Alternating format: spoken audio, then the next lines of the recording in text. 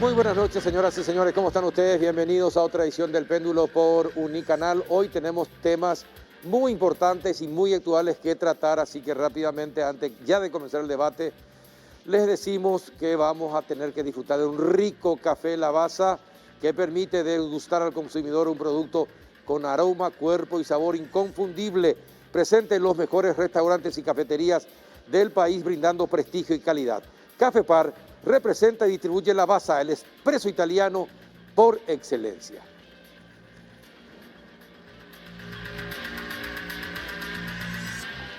Y después de saborear el rico café Lavazza, ya saludamos a la doctora Liliana Alcaraz, fiscal de delitos económicos en línea de comunicación. ¿Qué tal, doctora? Buenas noches, ¿cómo está? Buenas noches, Carlos. Un placer saludarte y también a la distinguida audiencia del Péndulo. Bien, qué trabajo el que hizo. $50.000 en poder de dirigentes camioneros que estaban extorsionando al gobierno y pedían $1 millón para dejar las protestas y cierres de rutas hasta que termine el mandato.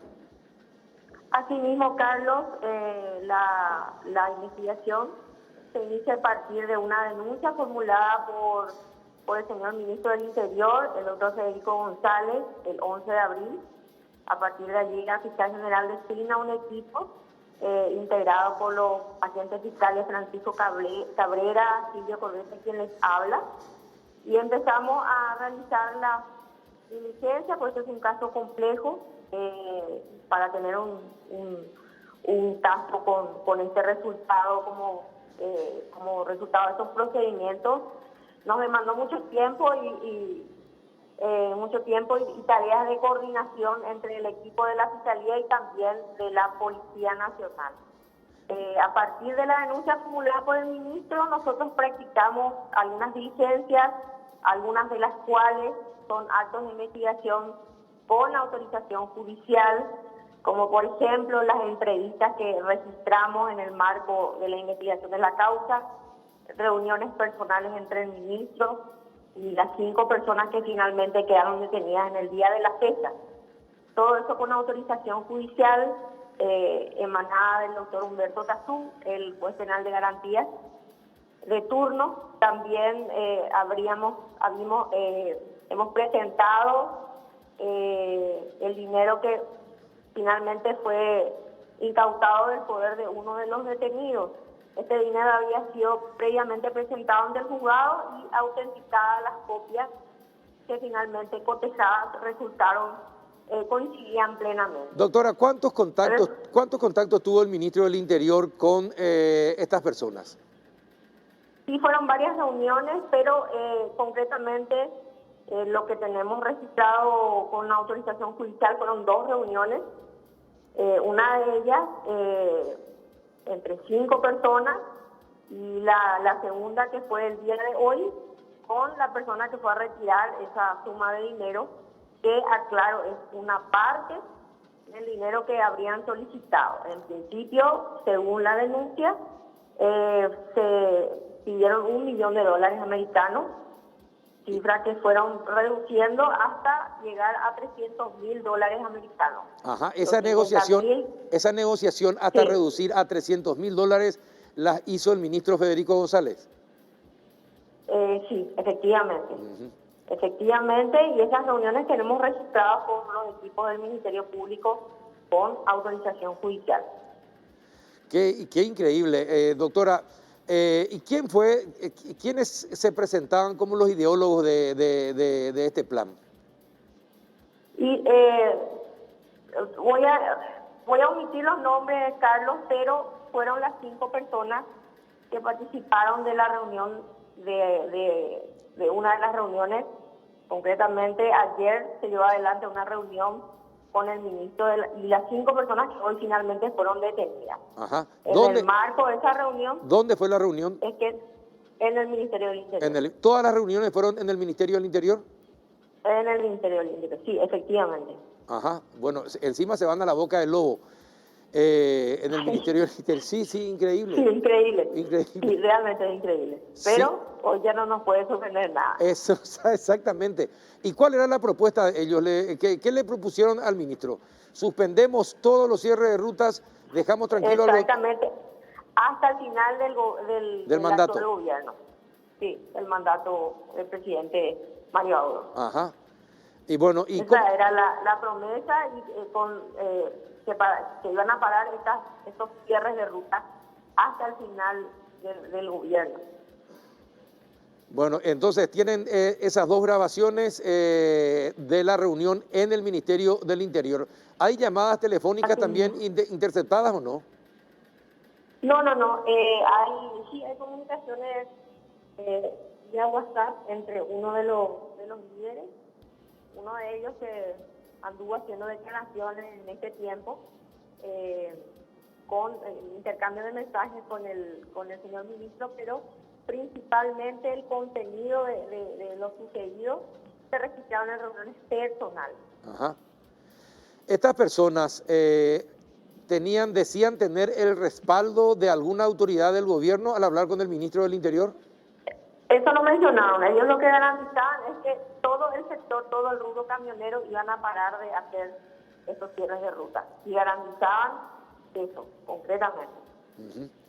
Bueno, ¿y todavía ellos no fueron imputados, doctora? Sí, ya fueron imputados.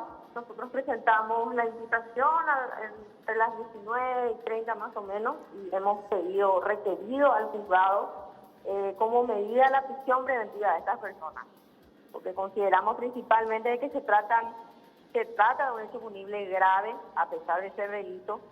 El código habla de hecho punible grave, que eso puede ser un crimen o un delito. Entonces nosotros consideramos que amerita la aplicación de la prisión preventiva. Ajá, ¿y la imputación qué señala? ¿Por qué? ¿Cuál es la imputación contra los cinco? La imputación señala los hechos que se le atribuye, señala la conducta de ellos, las evidencias que fueron incautadas en esta etapa inicial, las evidencias que fueron colectadas en esta etapa inicial, y la calificación que se le atribuye, que es una calificación realmente es provisoria, aclaremos eso. La extorsión, que tiene un marco penal de hasta 5 años de pena privativa de libertad. Ajá. ¿Por qué digo que es provisoria? Porque la investigación siempre es algo dinámico, puede, conforme ingrese información durante esta etapa, ir modificándose los hechos, ir ampliándose los hechos e incluso puede alcanzar a otras personas que formen parte de lo que investigamos, ¿verdad? Doctora, todo lo que hicieron los camioneros en las últimas semanas, ¿era una demostración de fuerza para reunirse posteriormente con el ministro y extorsionarlo así? Así es lo que entendemos, eso interpretamos de lo que tenemos. Sí, efectivamente, por eso es que finalmente el Ministerio Público forma una comisión a partir de lo que denuncia el señor ministro y las evidencias que colectamos en estos meses. Ajá. ¿Y quién fue el primero que contactó y cuándo contactaron con el ministro? ¿Fue el 11 de abril, fue el primer día de contacto? No, el 11 de abril fue la fecha de la denuncia. El señor ministro señaló que venían conversando en mesas de trabajo con el sector, con el rubro. Y en una de las reuniones fue que se planteó este pedido de dinero, concretamente por una de las personas que en principio fueron 3, pero finalmente de las siguientes reuniones participaron esas 5 personas que hoy fueron imputadas. Ajá. ¿Ellos se atribuyen el liderazgo del sector de transporte? Exactamente, sí, así mismo. Uh-huh. Bueno, son los voceros y son las personas que anduvieron haciendo declaraciones en medios masivos en este tiempo, ¿verdad? Uh-huh. Doctora, el señor Saracho fue el que se quedó recibió los $50,000. Una vez que él recibió los $50,000 que ustedes habían sacado todas las numeraciones de los billetes correspondientes, inmediatamente él ya fue detenido. Sí, fue detenido directamente ahí en flagrancia y cooperó con nosotros, indicando el lugar donde estaba esperando el resto del grupo, ¿verdad? Entonces, a continuación, el trabajo coordinado gracias al jefe de crimen organizado y al subcomisario Lesme de la agrupación, se coordinó un equipo de la policía y finalmente dieron con la detención las 4 personas. Ajá, ellos se abstuvieron de declarar hoy ante usted. Sí, a la tardecita sí, les asistió un abogado particular y se abstuvieron de prestar declaración indagatoria, por lo menos por ahora. Así, más adelante, eso es un derecho de ellos. Claro, pero en el trabajo que usted desempeña como fiscala y con tantos años de labor, doctora, el hecho de que tenga usted las pruebas que tiene, va a facilitar el trabajo de la fiscalía en cuanto a la imputación y acusación de estas personas. Sí, categóricamente siempre cuando tenemos un caso de flagrancia, incluso se pueden acortar los tiempos del periodo probatorio para que finalmente el Ministerio Público formule el requerimiento conclusivo y se podría eventualmente acortar ese plazo de investigación. Por supuesto que la detención en flagrancia no es el único elemento con que se tiene que contar, pero sí es algo que marca bastante la diferencia con el resto de los casos, ¿verdad? Claro, efectivamente. Ahora, como es un caso de flagrancia, usted dice facilita, están los testimonios del ministro del Interior y también están las grabaciones con las que cuentan ustedes.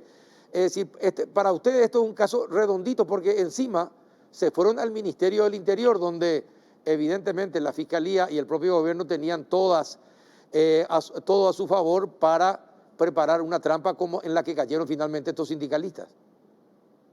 Sí, eso facilitó la comparecencia de ellos en el propio Ministerio del Interior, facilitó mucho el trabajo de la Fiscalía, sobre todo, Carlos, a la hora de lo que sería la aprehensión, la incautación del dinero que es tomado. Entonces, el lugar facilita muchas veces ese operativo, ¿verdad? ¿Cuántas personas retiraron el dinero, doctora? No, una persona solo retiró el dinero. Solamente Saracho fue el que se fue a retirar. Sí. Solo una persona, sí, efectivamente. Bueno, y dígame una cosa, ¿estas personas van a continuar detenidas mientras dure el proceso? Estas personas, ahora la Fiscalía dispuso la detención, les comunicamos ya al juzgado para que el juzgado, el doctor Otazú, que es el juez que está de turno en el juzgado especializado, les va a convocar mañana para la audiencia de imposición de medidas.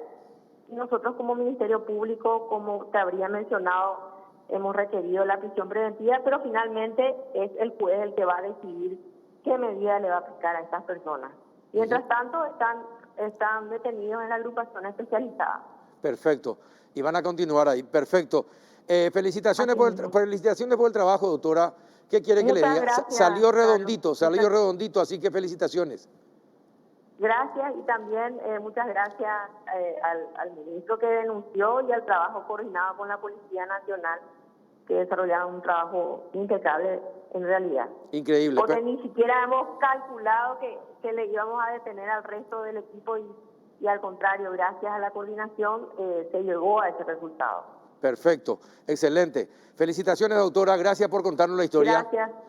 Muchas gracias, Carlos. Hasta luego. La doctora Liliana Alcaraz, fiscal de delitos económicos. Increíble, pero cierto, sucedió acá en nuestro país y ya nada puede sorprendernos. Vamos a una brevísima pausa y a la vuelta estamos con el ingeniero Diego Ábalos, presidente de la Unión de Ingenieros del Ande. Ya volvemos.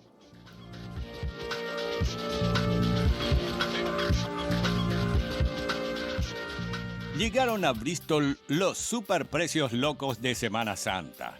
Vení a aprovechar porque tenemos descuentos hasta el 50% en todos los productos y las cuotas más bajas en todos los productos.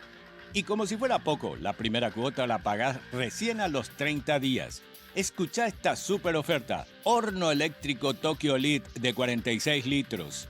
Precio normal 18 cuotas de 95.000 guaraníes. Ahora, precios locos. 18 cuotas de 59.000 guaraníes. Bristol, la mejor casa de electrodomésticos del país.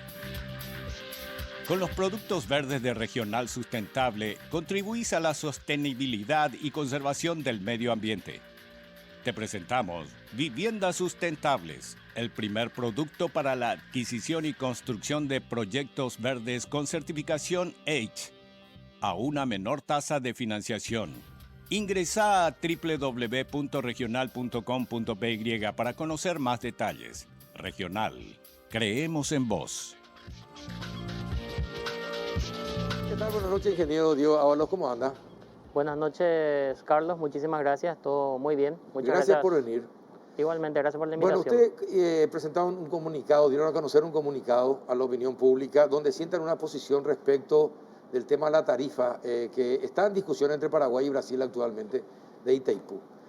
¿Por qué ustedes no desean que baje la tarifa? Así como al parecer un diputado proyectaría plantear un proyecto para el efecto. En realidad son dos cosas distintas. Uno es la tarifa de Itaipú, digamos, que es la tarifa de potencia disponible en barra de la subestación. Y lo que creo que el señor diputado Carlos plantea es reducir la tarifa del costo final de la energía que se vende a los usuarios que tienen, digamos, otra estructura de costo.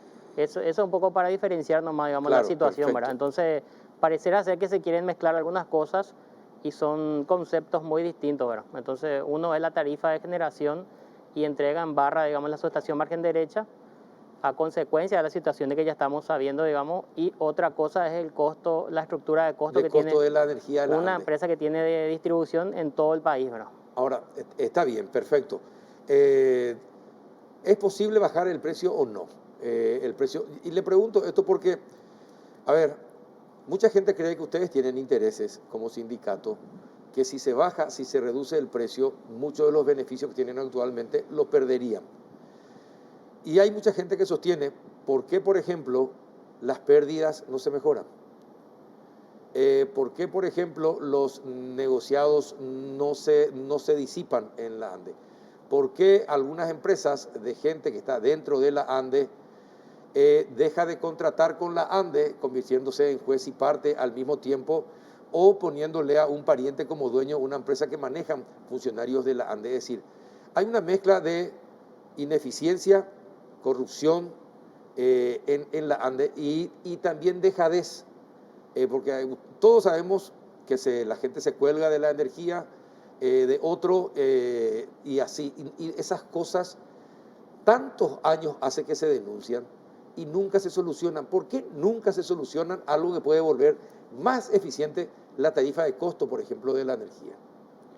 En realidad, se puede, o sea, si vos me preguntás directamente, ¿se puede reducir el costo de la energía? Categóricamente, porque siempre pasó por una decisión Pero que no sea política, del Estado político. que no sea ¿verdad? político, Pero sino que sea técnica y de eficiencia. Sí, técnicamente, digamos, actualmente como en el nivel de inversión que está haciendo la ANDE, le va a dejar, digamos, hoy en día estamos operando luego fuera del margen mínimo establecido en la ley. ¿Qué quiere decir eso? Operando, ¿qué quiere decir? Estamos operando, trabajando básicamente a pérdidas. Bueno, digamos, no estamos cubriendo con el costo de la tarifa actualmente, digamos, los costos de explotaciones mínimos que se requieren, ¿verdad? Y yo, por otro lado, para responder un poco la primera parte de tu pregunta, nosotros somos una empresa que estamos a nivel país en todos los sitios, o sea que estamos actualmente en Asunción, hoy al mismo tiempo ahora hay energía en Ciudad del Este, en Encarnación, en Pedro Juan, en Mariscal, o sea, hay un sistema muy grande que está suministrando energía, ¿verdad? Y eso requiere de mucho trabajo detrás, no solamente los equipos, esos equipos se tienen que controlar, se tienen que mantener, Claro. Y el costo de explotación, digamos, que tiene la ANDE, su recurso humano impacta en casi menos de un 10% en su costo total, o sea que no es la película que se quiere vender como de repente algunos parlamentarios El venden, 10%, ¿verdad? perfecto. Como mucho, ¿verdad? ¿Cuánto constituye la pérdida? ¿Sigue siendo más está por los alrededor del 28-30% siempre?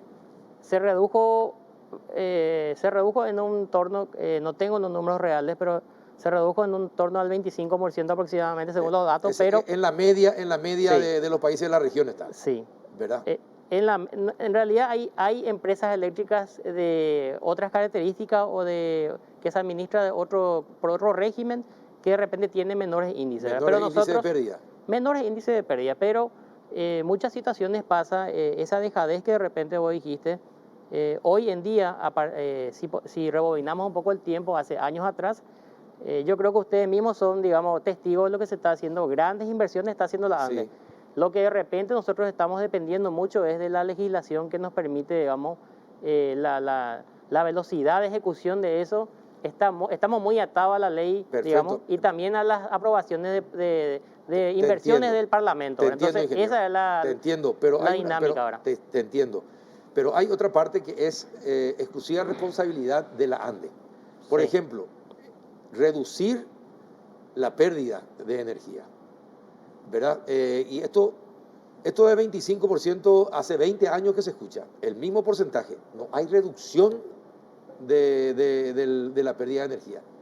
Hace aproximadamente 20 años. ¿Eso es ineficiencia total o es despreocupación o dejadez?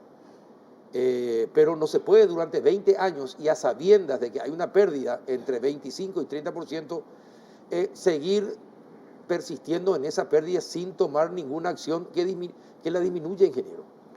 Tiene la ANDE, se están haciendo acciones en la ANDE, tenemos nosotros una división de pérdidas que depende de la gerencia comercial, tenemos varias áreas técnicas, tenemos un área técnica que es el área del departamento de pérdidas técnicas, que se encarga de lo que es las pérdidas propias del sistema, así como la vez pasada le estuve diciendo, las pérdidas por efecto lluvia en los conductores, en los equipos de potencia, y aparte tenemos otro equipo que trabaja en lo que serían pérdidas, digamos, hurtos de energía. Realmente uno de los índices de problema que tenemos, una de las causas de repente de no poder atacar eso con el porcentaje que uno necesitaría como empresa, es la falta de recursos humanos que tenemos hoy en día muy limitado en ANDE, ¿verdad? Entonces, nosotros tenemos aproximadamente, no ¿Cuántos tengo números funcionarios tiene exactos, la ANDE? aproximadamente 5.000 funcionarios, pero eso es en todo el país. Entonces, a consecuencia de esa... ¿Cuántos son administrativos y cuántos son operativos? No tengo ese número, sinceramente te digo. Sí, una empresa como la ANDE debe tener la mayor cantidad de potencial operativa, Sí. no administrativa. Pero aún así tiene la ANDE, como cualquier empresa, tiene su parte de gestión administrativa que sí o sí. Sí. Atención al cliente, Totalmente de acuerdo. el procesamiento de los documentos, digamos, las agencias regionales necesitan de la atención al cliente, entonces eso sí o sí genera una demanda de recursos humanos del área administrativa. Hoy en día, digamos, la capacidad de recursos humanos es lo que de repente no nos da, y también de repente hay situaciones, digamos, que escapan a la ANDE también. ¿A qué me refiero? Los territorios sociales, existen varias áreas dentro del conurbano que están catalogados como distintos tipos de clientes. Entonces, a esos tipos de clientes, por ley, la ANDE le tiene que cobrar una tarifa menor. Sí. Entonces, de repente existen situaciones que debido a decisiones políticas se hace cierta... Concesiones, pero No es concesión, no es concesión. Sí, permisos. No es permiso, me refiero a eso. Digamos que controlar la pérdida en esa zona está muy atado a veces a decisiones del líder de la zona, por decirlo así. Entonces, esa es una batalla que vos Pero la sabes ANDE bien, tiene que Carlos, tener, pero la ¿verdad? ANDE tiene su propia forma de ver cuánto tiene que pagar cada usuario que consume la energía. No tiene que depender del humor de los dirigentes políticos de la zona. Pero tiene su presupuesto pendiente de aprobación en el Congreso, ¿verdad? Entonces ahí tenés a eso es lo que voy, ¿verdad? Entonces, por un lado tenés eso que me decís. No me diga que los congresistas están metiendo su mano también dentro de la ANDE y permitiendo que algunas personas reciban a menor precio la energía. No es meter la mano en los políticos. Digamos que existe cierto compromiso, ¿verdad? Para la aprobación de los presupuestos, ¿qué pasa? Los parlamentarios nos aprueban los presupuestos ahora. Entonces, existen, digamos, cierta cantidad de gente... Si no se le hacen las concesiones, no se le aprueba el presupuesto.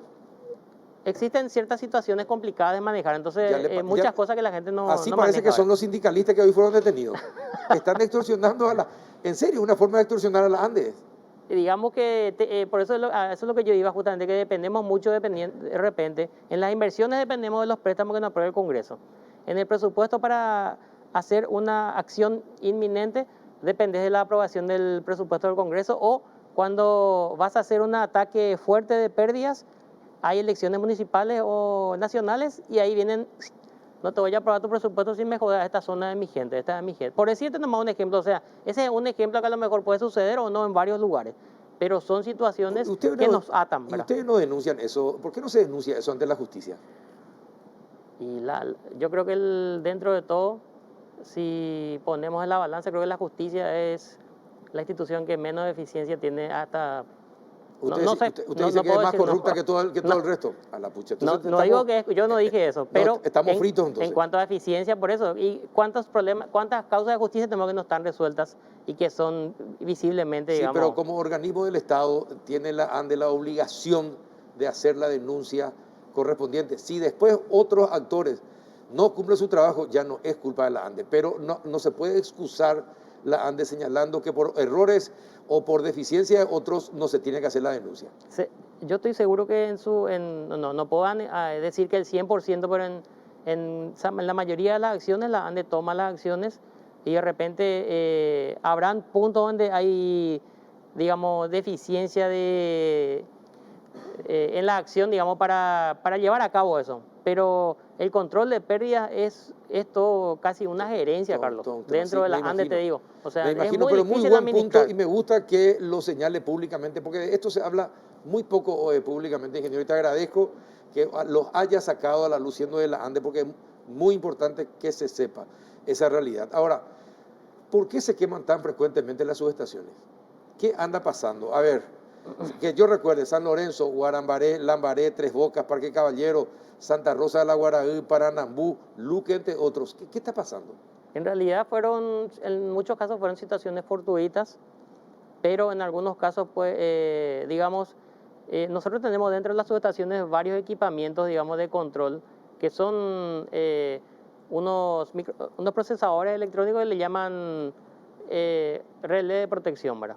Que son básicamente una computadora programable. Sí. De repente eso ocurre, de repente falla, o en la fuente de alimentación. Todas las subestaciones tienen fuente de alimentación en corriente continua. ¿Qué significa eso? Un grupo de baterías como tenemos en los automóviles, que no depende justamente de la energía alterna, del suministro alterno. De repente, en algunos casos fallaron esos tipos de equipos, puede ser por obvio motivo. En otras situaciones, de repente fueron cables viejos de salidas alimentadoras. La subestación San Lorenzo tenía... ¿Y cada cuánto se tiene que hacer un mantenimiento y el cambio de Eso es relativo dependiendo del tiempo que tiene la subestación, ¿verdad?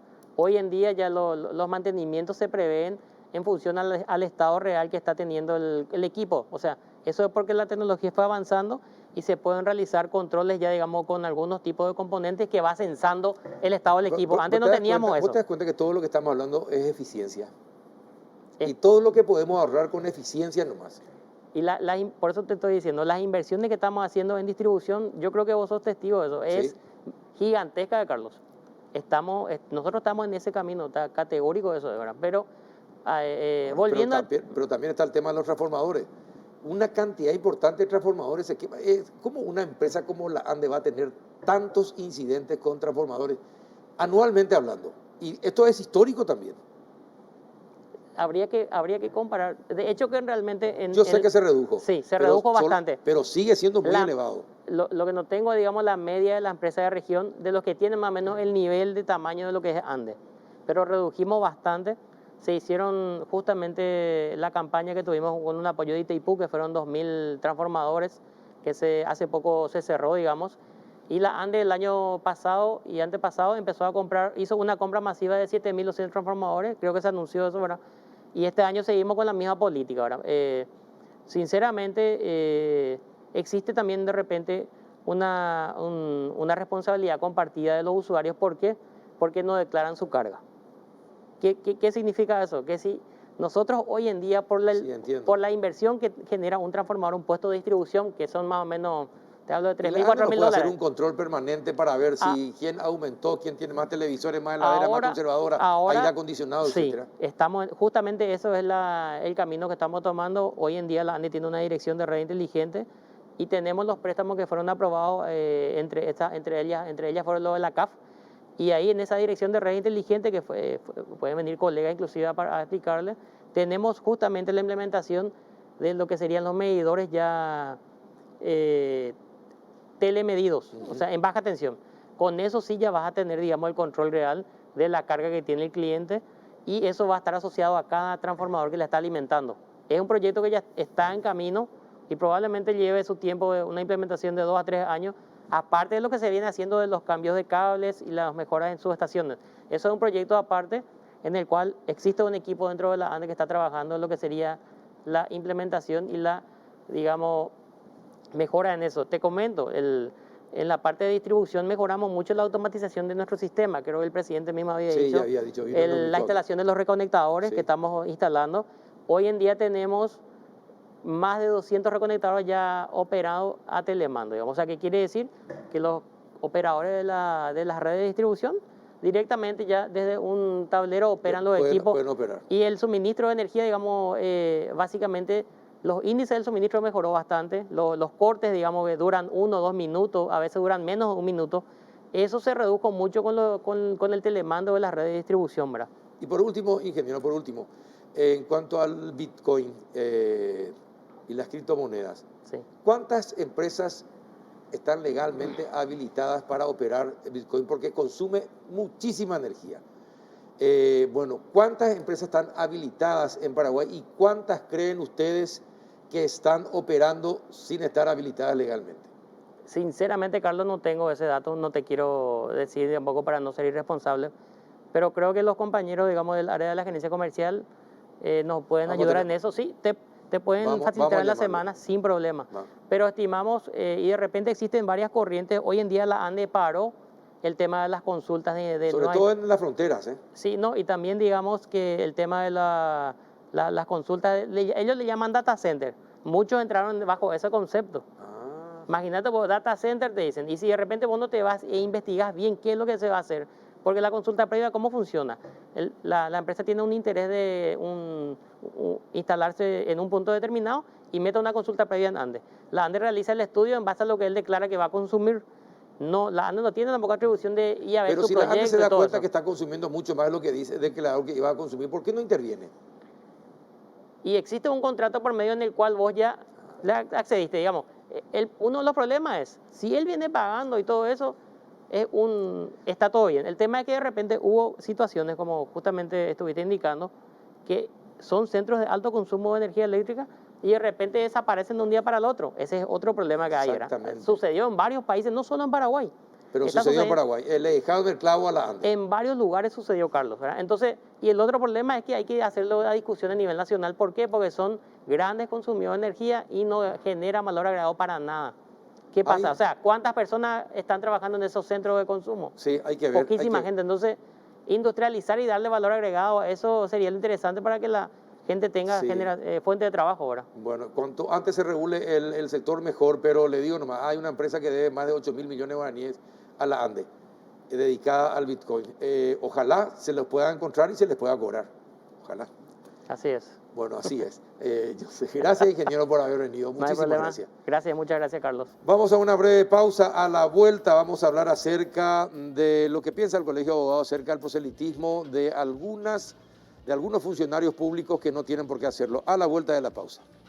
Llegaron a Bristol los superprecios locos de Semana Santa. Vení a aprovechar porque tenemos descuentos hasta el 50% en todos los productos y las cuotas más bajas en todos los productos. Y como si fuera poco, la primera cuota la pagás recién a los 30 días. Escuchá esta super oferta. Celular Huawei Nova i60 más speaker de regalo. Precio normal 18 cuotas de 270.000 guaraníes. Ahora, precio locos. 18 cuotas de 129.000 guaraníes. Bristol, la mejor casa de electrodomésticos del país. ¿Qué tal? Buenas noches, doctora María Ángela Duarte. ¿Cómo anda, Buenas vicepresidenta noches. del Colegio de Abogados? Gracias ¿Cómo está? por la invitación. Muy bien. Gracias por aceptar, doctora, en esta Semana Santa. ¿Qué tal, doctor Galeano? ¿Cómo anda? Un gusto, Carlos, compartir contigo, con la doctora María Ángela Duarte, vicepresidente. Bueno, con hinchada propia hoy. Sí, está bien, señor. Está bien. Certifican así que estás acá en el programa. Así es, señor. Bueno, perfecto, está bien. Bueno, ¿qué pasa con la señora Cholaski? El Colegio de Abogados hizo una presentación a la Corte Suprema de Justicia exigiendo castigo. ¿Por qué? A ver si le podemos explicar a la teleaudiencia por qué la señora Cholaski debería recibir alguna sanción. Doy el marco porque la representante del Colegio de Abogados, la doctora María Ángela Duarte, el marco en el que se da la presentación. Como hace 5 o 6 años nosotros habíamos instalado unas mesas de trabajo entre la presidencia de la Corte y los distintos gremios de abogados de todo el país. Esa mesa se vio un poco entorpecida en los últimos 2 años y el año pasado definitivamente se desinstaló. El doctor César Diesel se sintió tocado en un momento en la primera reunión del año pasado, donde alguien le dijo que no era honorable que haya votado por sí mismo para la presidencia de la Corte, y en la primera reunión ya levantó toda la mesa de trabajo. Entonces, desde el Consejo Nacional de Abogados del Paraguay, una federación de gremios de abogados que me toca en suerte presidir, propiciamos una reunión preparativa para reinstalar esas mesas. Y es en el marco de esa reunión preparativa donde participaron varios gremios de abogados que forman parte del CONAP, que el colegio realizó una presentación y una petición al respecto. Todo lo que viene ya es responsabilidad de la señora vicepresidenta del colegio. ¿Y por qué la denuncia y el pedido de sanción contra la señora Ocholásquez? Bueno, antes que nada yo creo que lo que presentó el Colegio de Abogados en la primera reunión que tuvieron con los diversos gremios y con la Corte Suprema de Justicia se marca dentro de lo que nosotros siempre hemos defendido, que es el Estado de Derecho, y creemos que nuestra nota, en la que fue presentada a la Corte Suprema de Justicia, insta a la Corte Suprema a que tome las medidas correspondientes como para sancionar a aquellas personas que están actuando en forma ilegal a criterio de lo que es el Consejo Directivo del Colegio de Abogados. Para nosotros, la señora Porfiria Ocholásquez incurrió en algo ilegal al subsumir su conducta dentro de lo que está establecido en el 238 del Código de Organización Judicial, inciso H, en el que prohíbe expresamente a los empleados y funcionarios del Poder Judicial a participar en actividades políticas, cosa que, como se está viendo en pantalla en este momento, profusamente se ha tenido conocimiento, toda la opinión pública ha participado activamente del conocimiento de lo que esta señora está realizando en este momento. Entonces la denuncia a lo que se aboca es que una de las formas justamente de instar o de promover que la Corte Suprema de Justicia tome las medidas correspondientes a través del Consejo de Superintendencia es justamente la de instruir un sumario administrativo y posteriormente conseguir una sanción por esta actuación. Ahora, pero hay una cosa que me llama la atención. No puede ser que el Colegio de Abogados tenga que presentar un petitorio de ese tipo cuando es pública la participación de la señora en actos políticos, algo que ustedes dicen no corresponde a empleados y funcionarios judiciales y está en las normas. Sí. Sin embargo, eso pasa desapercibido justamente a la mesa directiva, al más alto nivel del Poder Judicial, que es la encargada de velar en los conflictos judiciales por nuestros bienes y por nuestras personas, que es la institución que debería controlar el cumplimiento de la ley y no hace nada. Sin embargo, tiene que ser de otro sector donde venga el llamado de atención. Pero es rarísimo eso. ¿Qué es lo que está pasando entonces en la Corte Suprema de Justicia? La vara con la que se mide, Carlos. Recuerdo que hace 3 años, cuando formulamos una petición del gremio de abogados sobre la huelga judicial, y estuvimos esperando por 2 horas la plenaria de la Corte, y unos colegas, porque golpearon la puerta para hacerse sentir, fueron sumariados por la Corte. Y fueron como 17 colegas los sumariados por golpear la puerta para hacerse sentir. Esta, sin embargo, es una desvergonzada campaña en la que está inmersa esta señora en varios actos donde hay no solamente filmaciones, sino que ella ha sido entrevistada por distintos medios de comunicación y ella se jacta, dice, nos piden que votemos, pero ¿cómo vamos a votar si no conocemos la propuesta? Pero para conocer la propuesta no hay necesidad de que vaya y haga campaña y que haga discursos y que pida el voto a favor de fulano o mengano. Claro. No importa a favor de quién sea. Ese no es el punto. El punto aquí es que el 238, como bien lo indicó la doctora María Ángela Duarte, dice, se prohíbe a los magistrados y funcionarios de la Administración de Justicia, cualquiera sea su jerarquía, participar en actividades políticas. Lo tiene prohibido. Entonces, ante esa prohibición expresa, la Corte Suprema de Justicia, si no tenía noticia formal, ahora ya la tiene a través de la nota del Colegio de Abogados del Paraguay y tiene que instruir el sumario correspondiente. ¿Por qué hace o por qué ejerce este tipo de actividad esta señora? Y es más, se jacta en las entrevistas periodísticas que dice, nadie me puede... porque es impune. ¿Por qué es impune, Carlos? Porque no ha habido hasta ahora sanción para con su persona. Es una persona que se ha valido de su condición de sindicalista para presionar a otros poderes del Estado para la aprobación del presupuesto del Poder Judicial.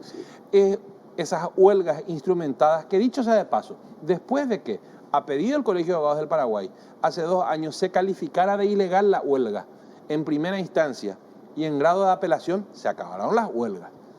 La clara muestra de que cuando las autoridades realizan lo que tienen que hacer, la ley, claro. Cumplen la ley, se pone límite a este tipo de abusos e ilegalidades. Teniendo en cuenta lo que dice el doctor Galeano, doctora Duarte, ¿cuál es la expectativa que tiene el Colegio de Abogados de que esto pueda ser sancionado?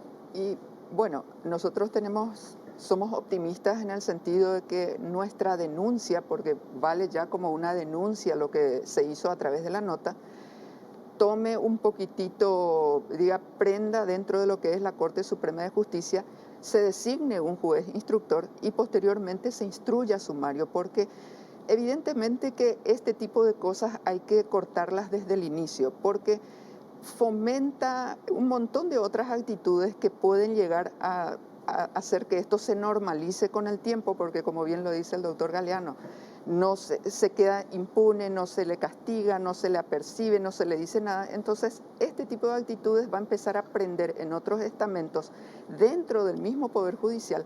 Entonces, eso va a generar que todo al final se normalice y que al final la ley no sirve para absolutamente nada, cuando que está bien establecido en la ley orgánica de la Corte Suprema de Justicia de que ellos están calificados como para justamente sancionar a las personas que infringen la ley. ¿Cómo es el proceso? ¿Cuánto tiempo tiene la justicia para tomar alguna acción contra esta funcionaria? La Corte debería designar un juez instructor. El juez instructor, de acuerdo a la última acordada que modificó y amplió la acordada que era del régimen disciplinario de la Corte, amplió a 120 días como máximo el proceso. El proceso sí, en sí. El proceso en sí. Pero es un proceso que tiene... 4 meses. 4 meses y tiene que acabar el proceso. Supuestamente se tendría que acabar. En teoría. Porque tiene sus bemoles. Sí. Ah, ¿también? Y sí, porque piden primero un informe al funcionario. Exacto. Ese informe del funcionario pasa por el tamiz del superintendente de justicia. El superintendente de ¿Pero justicia... el plazo se cumple o no? No, déjame te voy a contar todo. El superintendente de justicia eleva después una recomendación al Consejo de Superintendencia. Esa recomendación muchas veces ya va direccionada conforme a esa recomendación el Consejo de Superintendencia luego resuelve instruir el sumario y ahí recién empiezan a correr esos 120. O sea, sí. Recién ahí empieza y pucuco asunto, Carlos. Y aparte que también termina con un dictamen de lo que es el juez instructor y no es vinculante para la Corte Suprema de Justicia, para el Consejo de Superintendencia, tomar o no la decisión que tiene que ser una, la de sancionar o absolver, ¿verdad? Entonces, y otra vez se le da la posibilidad de la doble instancia, que es el pedido de reconsideración en el supuesto de que haya una condena a la persona. Me hago responsable de lo que voy a decir. Bueno, pero espera, son las 21:50, sí, 21 señor. grados es la temperatura de este miércoles. Sí. ¿Verdad? Miércoles 13 de abril. 13 de abril. Yo no sé. Día Internacional del Beso. Exacto, ¿en serio? Sí, señor. Bueno, ahora ya entiendo por qué la hinchada, entonces. Está bien, muy bien. Contanos, doctor, a ver, ¿cuáles serían las posibles sanciones que podría recibir esta señora? Ese es un espectro bastante amplio también. ¿Por qué? Porque en casos anteriores ya han habido casos como este, Carlos. El Colegio de Abogados de Caguazú promovió en su momento una denuncia ante la Corte, ante el Consejo de Superintendencia de la Corte Suprema de Justicia. ¿Y qué hizo el Consejo de Superintendencia? En vez de ordenar el sumario administrativo del cual pueden devenir sanciones graves, como por ejemplo la remoción del cargo, la derivó al Tribunal de Ética de Funcionarios Públicos. Entonces la sanción no pasa de un apercibimiento, de una amonestación, de una recomendación. Es una forma de diluir las responsabilidades. Esperemos que la Corte Suprema de Justicia en esta oportunidad derive a un sumario administrativo y a partir de allí pueden venir suspensiones, remociones, etcétera. Pero son sanciones que son graduadas y que se aplican también en base a las reiteraciones, ¿verdad? Yo no sé si esta señora ha sido con anterioridad sancionada por alguna indisciplina que las ha cometido, pero de ahí a que haya sido sancionada, no sé. Ahora, ¿por qué de repente hay ciertos sindicalistas que tienen tanto poder en ciertas instituciones? Funcionalidad y utilidad. Y a cambio impunidad. Carlos, si Facilidad. la Corte... Por lo Perdón, menos- María Ángela, adelante, no, adelante. No, nada más, disculpa la interrupción. Facilidad también puede ser, ¿verdad? El hecho de que, por lo general, como bien lo explicó Rubén también, en ciertas oportunidades la señora que actualmente está siendo denunciada ha asumido papeles relevantes como para ir a lo que bien señaló Rubén, ir a presionar por un presupuesto, por ejemplo, Sí, ¿verdad? sí, Entonces, ese tipo de actitudes, como digo, viene a ser ya de repente hasta comunes y muy, muy normales de repente dentro del contexto en el cual se están manejando, ¿verdad? Y eso es lo que nosotros queremos parar. Carlos, recordarás la primera parte de tu programa de hoy. ¿Cuál fue el tema? Coacción a órganos del Estado. Sí, exacto. Sí. Y no es una coacción a órganos del Estado cuando un sindicalista o un sindicato, entre comillas, presiona, declara una huelga para presionar la aprobación de un presupuesto cuando esa no es causal de huelga según la ley. Entonces, ¿qué está haciendo? Si vos llevas adelante una huelga ilegal para obtener un beneficio que no es personal, sino que es presupuestario, que a vos no te negaron, es también coacción a órganos del Estado. Se ha denunciado con anterioridad. Fíjate, es lo que ocurría con las huelgas. Ahora bien, ¿por qué ocurre esto que vos preguntabas? Sencillamente, ¿por qué tienen tanta preponderancia algunos funcionarios? Y porque son funcionales a ciertas autoridades de turno para obtener lo que la Corte no se animaba a decir. Entonces, envíale a la señora para que presione la huelga. Entonces no se le descontaba salario a nadie, todos hacían huelga, entre comillas, a fin de mes cobraban todos. Entonces era una forma de castigar a través de la ciudadanía a determinado poder para que ese poder ceda. Lo que hoy ocurría, cerraban rutas para presionar a un poder del Estado para que ceda. Es la misma práctica, pero llevada adelante por personas que tienen el blindaje de sus jefes. Doctora, ¿qué va a hacer el Colegio de Abogados y cuánto va a esperar para continuar con algún llamado de atención, alguna acción en este tema?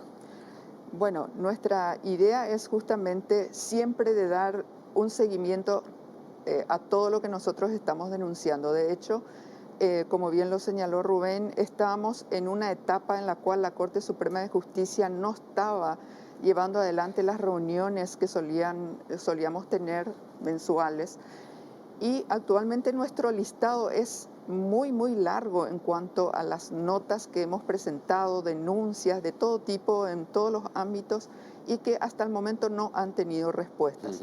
Y ojalá que esta sea una nueva etapa en la cual la Corte empiece a tomar un poquitito las riendas, porque lo que uno pretende justamente es que las instituciones funcionen, porque justamente el Poder Judicial, siendo uno de los poderes del Estado más importantes, tenga que tomar la iniciativa de justamente limpiar su propia casa y decir, bueno, empecemos a castigar a la gente o sancionar a quienes realmente están... Claro, Las ahora expectativas son buenas y te explico por qué, Carlos. Porque si el año pasado desinstalaron la mesa de diálogo, una buena señal es que la vuelvan a instalar y que ya se esté convocando para calendarizar esas reuniones. Entonces, nosotros vamos a seguir insistiendo, los gremios vamos a seguir insistiendo. Bueno, pero el tema también pasa, doctora, por que se tenga, como dijo el doctor Galeano, que se tenga una sola vara para medir este tipo de comportamientos. Porque si no, esto se va a reproducir. Hoy es la señora Ocholaski, mañana puede ser otra persona. Y es muy importante que aclaremos también acá que no es porque corresponda a un determinado movimiento interno de ningún partido, sino que simplemente en la práctica está prohibida Sí. por la propia norma del Poder Judicial. Exacto. Hay un antecedente, me permito interrumpirte un poquitito, hay un antecedente ya de la directora de Recursos Humanos de apellido Sarán de la Corte Suprema de Justicia, realizó una denuncia en contra de una funcionaria que hasta el momento tampoco tiene instruido ningún sumario, pero fue dentro de la propia Corte que surge esa iniciativa, ¿verdad?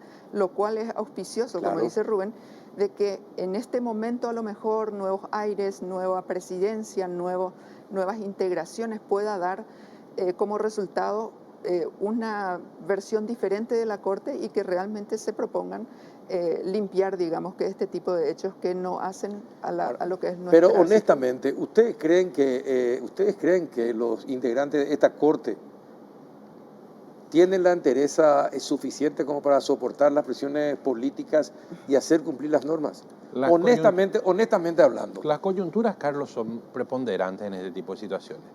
Hoy tenemos un presidente de Corte que está cerrando su carrera y que supongo que va a querer cerrarlo de la mejor manera posible.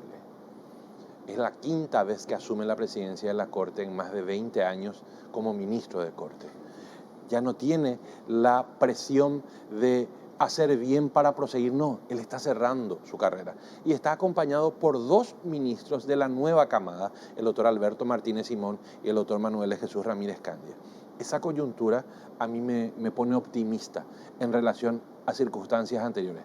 Y también porque ese mismo antecedente que mencionamos de la calificación de la huelga judicial, que nosotros veníamos reclamando por décadas, en el momento oportuno, con la constancia de los gremios, se produjo la calificación, cosa que nadie esperaba. Entonces, hoy también existen gremios comprometidos en seguir adelante con estos reclamos y la coyuntura de un Consejo de Superintendencia de la Corte que creemos que por su conformación tiene la predisposición de hacer bien las cosas. ¿Y usted qué piensa, doctora? Yo creo que también tenemos que darle un voto de confianza a esta nueva, digamos que conformación de lo que es la Corte, porque es cierto, tenemos al doctor Alberto Martínez Simón, al doctor Manuel Ramírez Candia, al doctor Fretes, que como bien lo señaló Rubén, también está cerrando un ciclo. Creemos de que puede llegar a haber un resultado favorable, no solamente en este caso en particular, sino que en todo lo que se refiere al funcionamiento de la Corte, que al fin y al cabo lo que reclaman los gremios simplemente es mantener un Estado de Derecho en el que realmente uno pueda confiar en la justicia, en que pueda confiar en los jueces y que, por supuesto, se cumpla la ley como debe ser. La ley para todos, Carlos. La ley para todos. Antes de que se despidan, porque el siguiente bloque tenemos que hablar acerca del secreto bancario. Sí, señor. Y el interés de algunos sectores de levantar el secreto bancario en Paraguay. Ustedes que son abogados, ustedes así cortito, así ya introducimos el tema para que después el señor Edgar Alarcón nos explique qué es lo que quiere Asoban en ese sentido. ¿Es posible o no es posible? Levantar el secreto bancario. Levantarse, ¿y sería útil o no sería útil? El problema no está en levantar el secreto bancario, Carlos. El problema está en que el BCP cumpla su tarea. Y eso no depende de que se levante o no el secreto bancario. El hombre es la medida de todas las cosas, ya lo dijo Protágoras hace más de 2000 años. Podemos cambiar las reglas, pero si están al frente hombres que quieren encubrir, coaccionar, cooptar o facilitar, ya va a depender de esos hombres que se hagan bien las cosas, Carlos. Doctora. La misma cosa, depende de los hombres que estén al frente de las instituciones para que esto se pueda llevar adelante y que no necesitemos eventualmente tener que hacer leyes ni nada por el estilo, que las instituciones funcionen. Eso es lo que se pide. Perfecto. Muy bien, doctora, muchísimas gracias por venir, por favor, aceptar. Gracias a usted. Sé que en un miércoles santo no es muy fácil y le agradezco. Y a usted también, doctor Galeano. Sé que tenía un compromiso y tuvo que compartir el compromiso que tenía para cumplir con nosotros, así que le estoy muy agradecido. No, al contrario, Carlos, honrar siempre tu invitación. Yo Muchas me siento gracias. en casa contigo. A la vuelta de la pausa vamos a hablar con don Edgar Alarcón, miembro de Asoban, acerca de esta intención de algunos legisladores que plantean eliminar el secreto bancario. ¿Qué piensa? ¿Y qué piensa Asoban? A la vuelta de la pausa.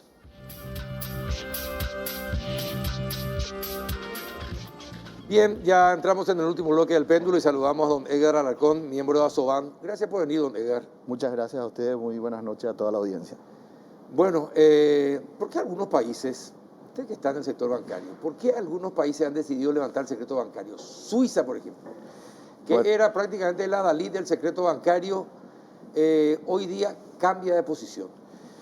hay que entender que el secreto bancario que levantó Suiza no es un levantamiento per se que cualquiera que quiera averiguar algo o cualquiera pueda presentarse. Tiene su condición. Tienen sus condiciones, tienen sus reglas.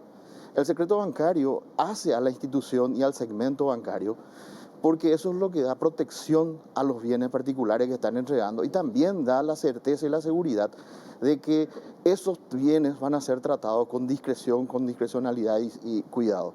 A nadie le gustaría que todo el mundo Sí, síganlo. que a nadie le gustaría que todo el mundo tenga acceso a sus datos, a sus valores, al conocimiento de todo Claro. de todo su patrimonio, ¿verdad? Entonces el secreto bancario per se no es el problema. Tenemos que entender que el secreto bancario forma parte de una serie de datos restringidos que existen en el mundo. Confidenciales. Confidenciales, Confidenciales. reservados, vamos a llamarlo, pero no, porque Sí. la palabra confidencial es la que está Sí, la que... fuera del Perfecto, contexto en este reservado. momento. Son datos reservados y el acceso a esos reservados están previstos en las distintas normas, la forma en que se acceden.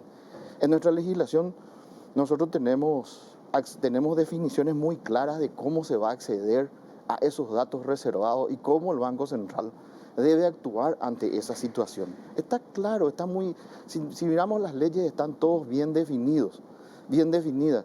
Y esta discusión del secreto bancario fue muy fuerte en el 2015, cuando se hizo la modificación de la modificación de la ley del Banco Central, la 489, y se discutió bien y se incluyó parágrafos a las excepciones que fueron muy específicas, muy bien, muy claras, ¿verdad? ¿Como cuáles, por ejemplo? ¿Me permitís un ratito? Sí, Porque sí. no soy abogado. Entonces, dentro de la excepción del Banco Central, lo que se puso en la excepción de la ley es la posibilidad de que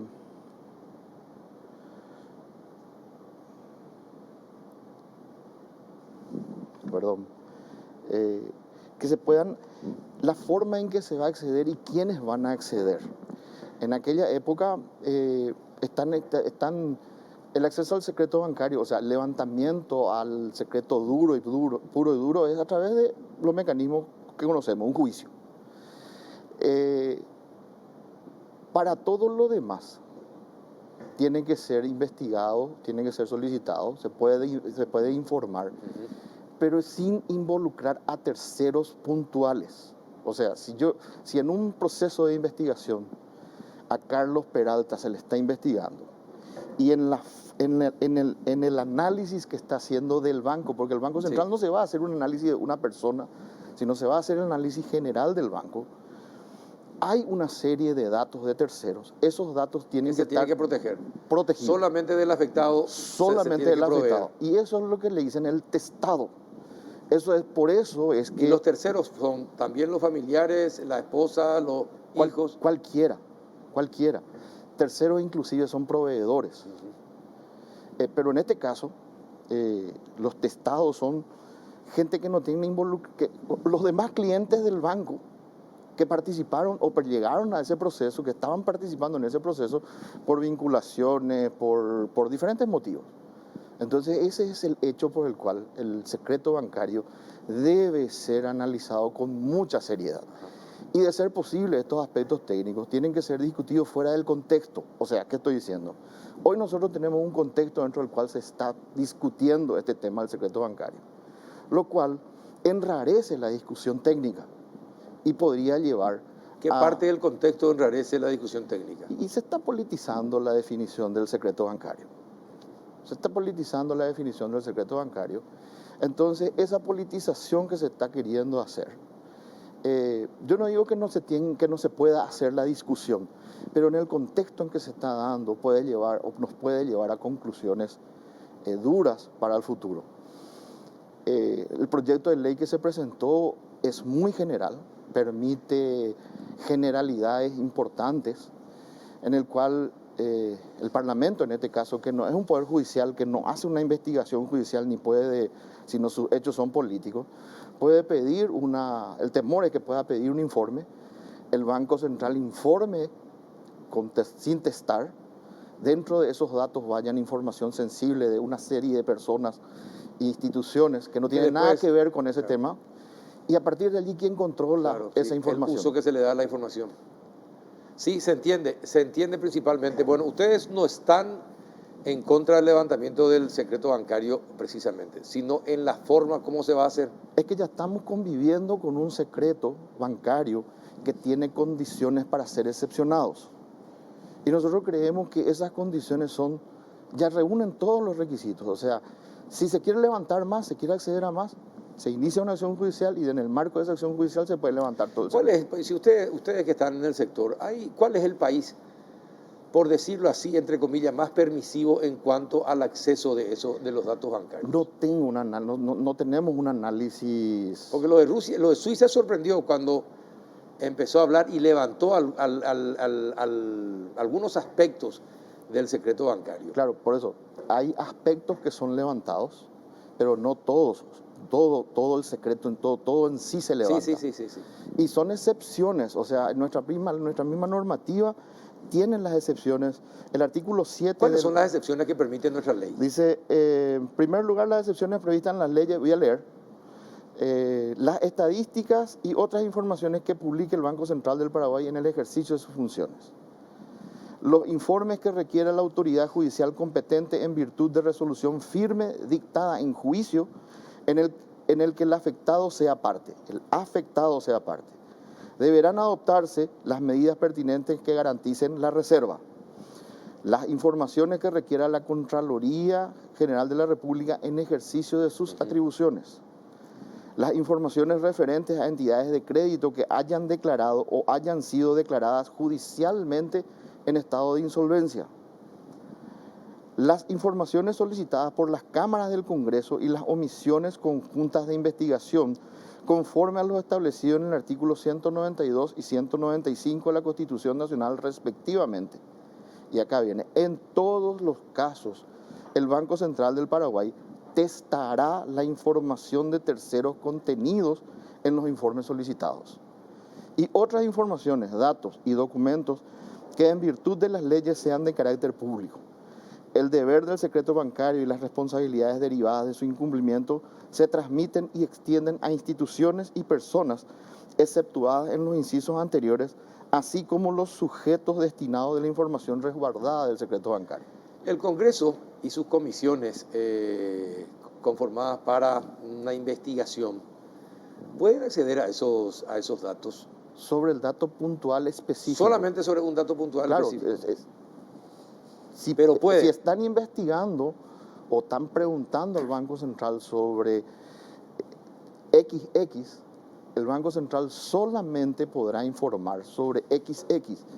Y lo que hace el Banco Central es envía el informe que trabajaron sus técnicos testado con todas aquellas sobre ese tema XX. Claro, dejando en blanco que se pueda leer solo la parte que tiene el tercero. Ahora, en nuestra legislación hay dos partes tiene el secreto bancario. Uno es lo que hace al Banco Central como su atribución y la otra parte es lo que hace a las instituciones financieras como su relación con cliente. Y ese tiene otra condición.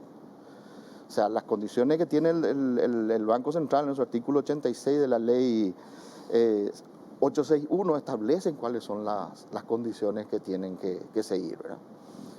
Y también tienen claramente están bien excepcionados qué se puede informar, cuándo se puede informar y cómo se puede informar. ¿Y los bancos qué es lo que pueden o no informar? Los bancos pueden informar todo lo que, más o menos lo que dicen, excepto, dice, lo que nos pide el Banco Central. O sea, los bancos tienen que informar lo que pide el Banco Central, lo que pida la autoridad competente en virtud de resolución dictada en juicio en el que el afectado sea parte. En tal caso deberán adoptarse medidas pertinentes que garanticen la reserva, nuevamente.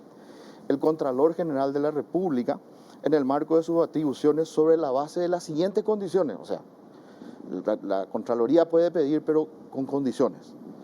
Referirse a una persona física o jurídica. Debe encontrarse en el curso de una auditoría o verificación patrimonial con respecto de esa persona o de esa persona. Y la misma debe ser solicitada formalmente. O sea, ¿Qué es solicitada formalmente? tiene que ser por escrito. Por escrito. Por escrito. Firmado con todas las reglas. Pero acá lo más importante es, debe encontrarse en curso una auditoría. O sea, no es que la Contraloría tiene que En cualquier pedir momento por puede cualquier pedir, momento. sí. Tiene que abrir un sumario, ese sumario que se está siendo analizado tiene que ser de carácter público, por supuesto, y entonces allí puede solicitar al banco. Si no se cumple en eso, el banco puede negarse a entregar. Normalmente no lo hace, ¿verdad? Todas estas instituciones que tienen acceso a esos datos, que son... Tributación también tiene. Tributación también. Ellos tienen prohibido comentarlo públicamente. Tienen prohibido. Tienen prohibido comentarlo públicamente. Incluso comentarlo. las comisiones del Congreso. Sí. Solamente tienen que mantener las reservas correspondientes. Todo esto. Todo. Se les puede informar, pero deben mantener la reserva. Por lo menos es lo que nosotros entendemos, ¿verdad? Pero está claramente establecido eso de que tiene que mantener la reserva. El deber de secreto dice...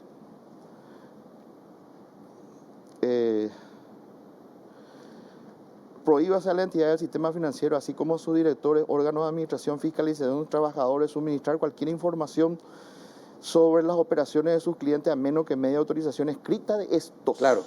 O se trate de supuestos consignados en los artículos siguientes. La prohibición no alcanzará a los casos en que la divulgación de sumas recibidas en los distintos clientes resulte obligada para los fines de liquidación de las entidades bancarias o financieras. Eso es cuando el banco informa. La Secretaría de Prevención de Dinero, el deber del secreto bancario y las responsabilidades derivadas de su incumplimiento se transmiten a las instituciones y personas exceptuadas en los incisos anteriores. O sea, está claro en la ley que también deben ser guardadas en reserva. Salvo que sea Así que solamente tiene que servir para el manejo de los congresistas o de las comisiones investigadores del Congreso, de la Contraloría y de la Fiscalía o de la CEPRELAT o el Judicial. Ahora, cuando va a juicio, ya tiene otra cuestión, otras carátulas, ¿verdad? Otros mecanismos que yo, al no ser abogado, no puedo explicar, pero tienen sus condiciones particulares de poder disponer de esa información. Dígame, ustedes que están en Asoban, ¿ustedes consideran que si se levanta el secreto bancario o se le da más amplitud a la posibilidad de conseguir datos de las personas en el sistema financiero, eso podría ahuyentar a la gente de inversionistas que vengan al país a invertir, a usar el sistema financiero paraguayo? ¿Podría complicar y podría haber una fuga de capital por ese motivo? Siempre complica cuando las reglas no son claras, cuando las reglas no son estables y cuando las reglas pueden ser cambiadas dependiendo de la coyuntura que se está viviendo. Cuando el acceso a la información privada es fácil de lograr, obviamente que los capitales tienden a no ir a ese lugar. Naturalmente el capital, entendiéndose como tal, voy a usar una palabra coloquial, es cagón.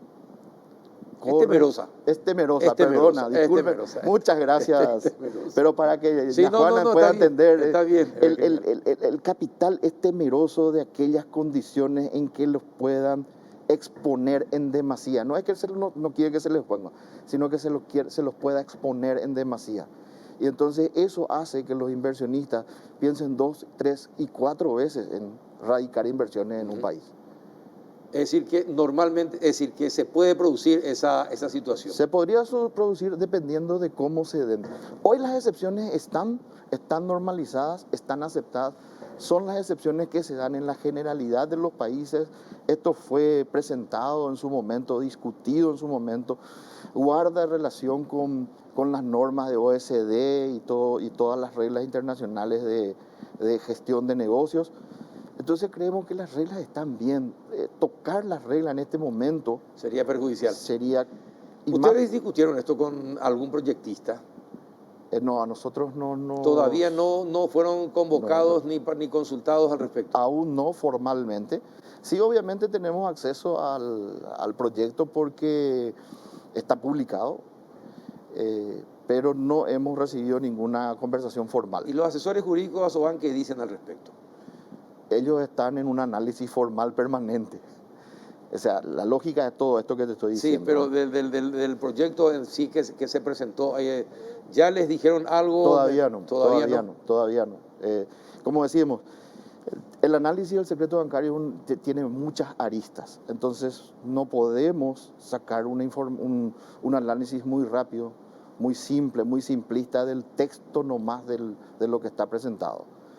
¿Por qué para el sistema financiero no divulgar muchas de las informaciones de sus clientes?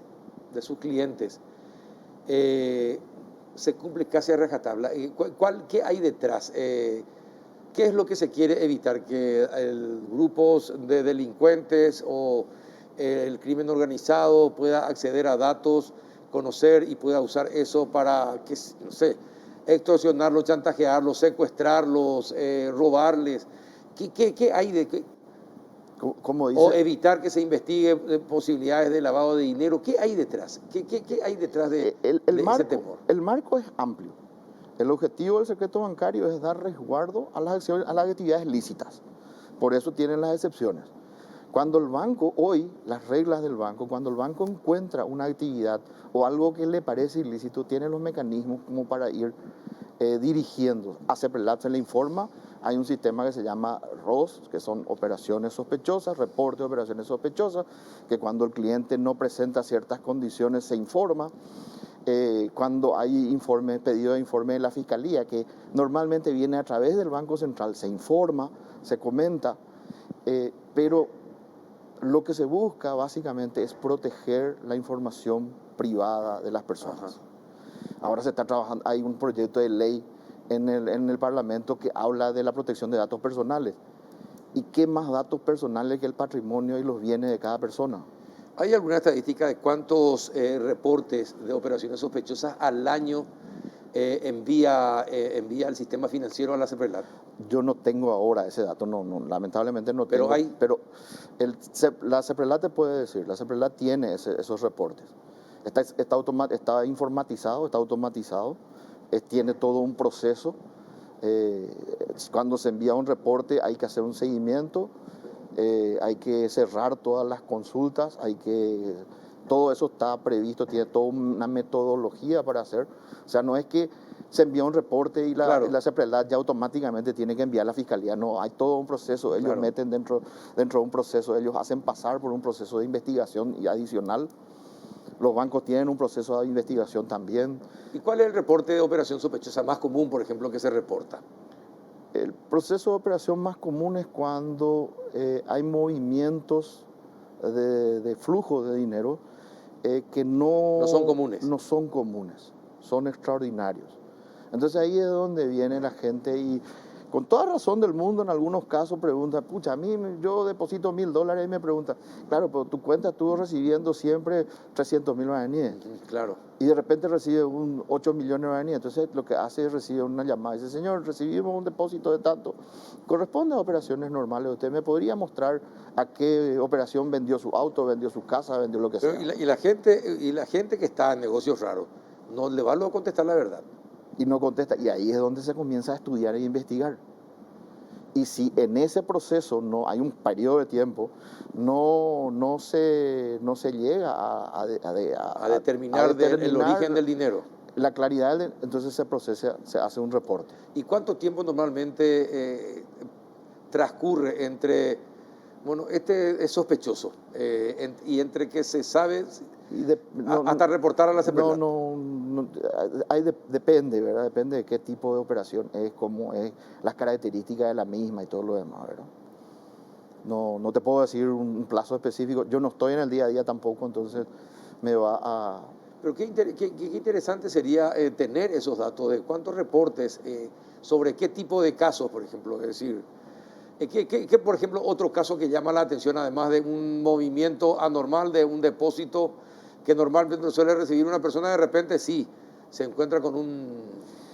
¿Qué otro tipo de operaciones, por ejemplo, son sospechosas? Normalmente esas son las más comunes, Carlos. O sea, no te puedo decir otra porque tampoco sería bueno que estemos abriendo el juego porque habemos de todo en el sistema, ¿verdad? No, pero en términos generales, simplemente para conocer un poquito más. O sea, básicamente son operaciones que no condicen con que no son comunes. Que no son comunes, que no condicen con lo esperado ni declarado por el cliente. Pero uno va y abre una cuenta y dice, yo tengo la expectativa de mover este dinero a través de esta cuenta. Qué interesante. Asoban estaría en contra Asoban, ¿Cuándo Asoban tendría una posición como gremio? Asoban está en contra del cambio de la normativa sin un análisis profundo, técnico y mirando todas las aristas. Lo que no quiere Asoban es que se haga una discusión en el marco de una coyuntura específica, puntual, que estamos viviendo en este momento. Pero Asoban cree que detrás de este proyecto de ley que quiere avanzar hay un interés político. No podemos establecer claramente esa situación, pero los indicios conllevan a pensar, puesto que se ha explicado, el presidente del Banco Central y todo el directorio ha estado presente en la sesión, ha explicado paso por paso puntualmente las maneras en que se hacen los reportes, los informes, ha explicado por qué hizo de esa manera o actuó de esa manera, ha publicado en su página web las justificaciones técnicas del motivo de todo eso. Entonces, la no satisfacción de todo eso preocupa porque se está poniendo en duda la institucionalidad de una institución, vale la pena repetir, que en los últimos años ha sido un ejemplo de ese proceso institucional en el Estado, ¿verdad? Construir institucionalidad atacando a instituciones no es el camino adecuado. Por otra parte, don Edgar, ¿cómo está el sistema bancario con toda esta crisis, con la guerra allá en Europa, con la crisis del petróleo? ¿Cómo está el sector bancario? ¿Está bien? ¿Está sano? ¿Tiene mucha morosidad o no? ¿Cuál es la situación hoy en Paraguay del sistema bancario? Nuestro sistema bancario está sano, está capitalizado, tiene prácticas muy conservadoras, entendiendo de conservadoras es de buena gestión. La mora está en índices racionales y razonables. La mora general está alrededor del 2 puntos y algo. 2 puntos. 2 puntos y algo. Abajo, ¿eh? La mora general. La mora general. La mora general, obviamente, hay segmentos que son más altos, hay segmentos que son más bajos, pero la mora general está dentro de eso. Los bancos, ¿por qué eso? Porque el Banco Central, conjuntamente con el sistema financiero, ha operado y ha actuado a tiempo para prever y dar mecanismos suficientes para que los clientes, principalmente los del sector agrícola, ganadero, empresarial, inclusive voy a decir algo que las pequeñas empresas tienen mecanismos hoy como para ir generando. El gran problema de nuestro país es la informalidad, la falta de información. Y cuando hablamos de falta de información estamos hablando de ese negro que no registramos pero que está en el día a día y que genera. Entonces todos esos elementos hacen que le sea difícil a un grupo de gente acceder a los servicios bancarios. Pero la situación económica en general los últimos 2 años, los 2 años de sequía para el campo, han generado refinanciaciones. Hay mucha gente que ha refinanciado sus créditos. Hay refinanciaciones, hay reestructuraciones, hay cambios en la manera de hacer negocios de mucha gente, y eso ha permitido que el campo pueda seguir trabajando, tranquilamente, con proyecciones de seguir y poder salir a futuro. Quizás nos lleve un poquito más tiempo de lo que nos hubiera gustado. Tenemos que recordar que tuvimos sequía, inundación, sequía, pandemia sequía. O Así sea, mismo. Sí, uno sí, tras sí. otro. Sí, Y sí. ahora, contexto internacional. O sea, Difícil, ¿no? Por eso le preguntaba, ¿cómo está nuestro sistema financiero en ese el sistema financiero está firme, resistente, está resistiendo? resistente, está resiliente, sí. Qué bueno. Hay cosas que que van a ir saliendo, que van a ir mejorando. Creemos que vamos a pasar por un proceso de acomodo de lo que viene a nivel internacional. Todo el mundo se está acomodando. Esta situación, dependiendo de cómo vaya evolucionando, puede escalar a otras cuestiones económicas. Todos Sí. los analistas están atentos a eso. Y nosotros no vamos a estar exceptuados de esa situación, ¿verdad? El primer golpe lo dio el combustible, ¿verdad? Y por último, la última pregunta, ¿de qué rubro son las empresas que, a pesar de todo esto que estamos diciendo, sin embargo, han mejorado sustancialmente sus ingresos? Hablando por sectores. No El quisiera... sector de salud, de laboratorios, no quisiera... de automóviles, ¿cuál de los sectores, bueno, le cambio la pregunta, ha tenido mucho menos problemas entonces? Es una pregunta interesante, Carlos. Está dentro del secreto bancario, no me digas eso. Una pregunta muy interesante. Pero en serio, simplemente para saber. Sinceramente no tengo el dato. No tiene el No dato. tengo el dato. Bueno, Entonces, bueno, está bien. no tengo el dato porque... No, está bien. Obviamente, el sector cárnico pasó un periodo muy bueno, después se estableció, se quedó frenado. Ahora parece que vamos a encontrar alguna salida al mismo. El sector, ¿cómo se llama? La construcción pegó un salto importante. Y ahora se está entrando otra vez en meseta. Pero bueno, estamos allí. Están ahí. Bueno, está bien, le entiendo. Don Edgar, muchísimas gracias por haber venido. Carlos, muchas gracias y a las órdenes. No, muchas gracias a usted por estar. Edgar Alarcón, miembro de Asoban. Interesante el tema realmente que todos debemos aprender y entender para que después no nos tomen por idiotas o por tontos y sepamos qué es lo que se está discutiendo cuando se habla del levantamiento del secreto bancario, exactamente, y qué hay detrás de esas intenciones, para que lo entendamos. Así que, señores, muchas gracias por habernos acompañado este miércoles, que disfruten de la Semana Santa y tengan felices Pascuas, y hasta el próximo miércoles.